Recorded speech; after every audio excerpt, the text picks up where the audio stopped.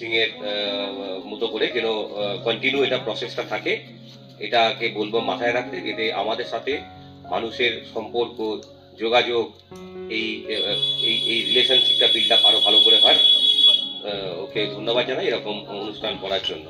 আরও যারা আমাদের আজকে উপস্থিত আছেন, মনোজ দা, আইসি রূপনারায়ণপুর, নবীন দা এবং আরও যারা আছেন, এবং আমাদের যারা সাংবাদিক বন্ধু যারা আছেন, প্রত্যেককে আমার তরফ থেকে, সালানপুর থানার পক্ষ থেকে শুভকামনা, ধন্যবাদ, নতুন বর্ষের শুভেচ্ছা, ভালো থাকবেন সবাই।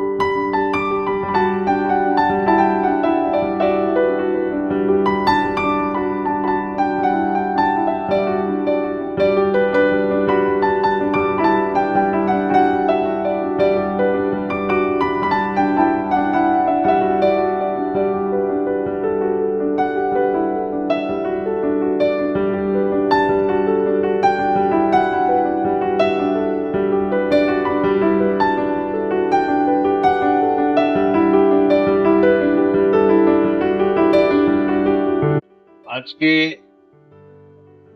সালানপুর থানার পক্ষ থেকে কল্যাণেশ্বরী আমাদের যে পাড়ি, তার উদ্যোগে আজকে কম্বল বিতরণ যে শিবির আয়োজন করা হয়েছে।